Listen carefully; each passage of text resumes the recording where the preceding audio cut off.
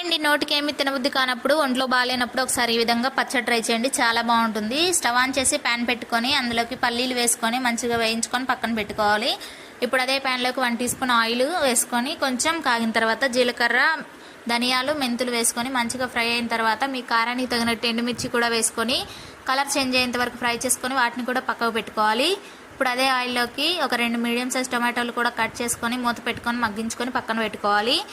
ఇప్పుడు మిక్సీ జార్లో ముందుగా వేయించి పెట్టుకున్న పల్లీలు పొట్టు తీసుకొని ఈ విధంగా మెత్తగా గ్రైండ్ చేసుకోవాలి. ఇప్పుడు తర్వాత ఎండుమిర్చి అవన్నీ వేసుకొని ఈ విధంగా గ్రైండ్ చేసుకున్న తర్వాత చింతకాయ తొక్కుని 2 టీ స్పూన్లు వేసుకొని అలాగే ముందుగా మగ్గించుకున్న టమాటాలు మన టేస్ట్కి సరిపడా ఉప్పు కూడా వేసుకొని మొత్తం గ్రైండ్ చేసుకున్న తర్వాత ఇందులోకి ఒక 4-5 వెల్లుల్లి రెబ్బలు కొంచెం వాటర్ వేసుకొని మెత్తగా గ్రైండ్ చేసుకుంటే మనకు పచ్చడి అయితే రెడీ అయిపోతుంది. చాలా బాగుంటుంది. వేడివేడి అన్నంలో నెయ్యి వేసుకొని ఫుల్ వీడియో టైటిల్ దగ్గర ఇస్తాను. ఎవరికైనా ఇంట్రెస్ట్ ఉంటే చెక్ చేసి వీడియో నచ్చితే లైక్ చేసి సబ్స్క్రైబ్ చేసుకోండి. Bye bye.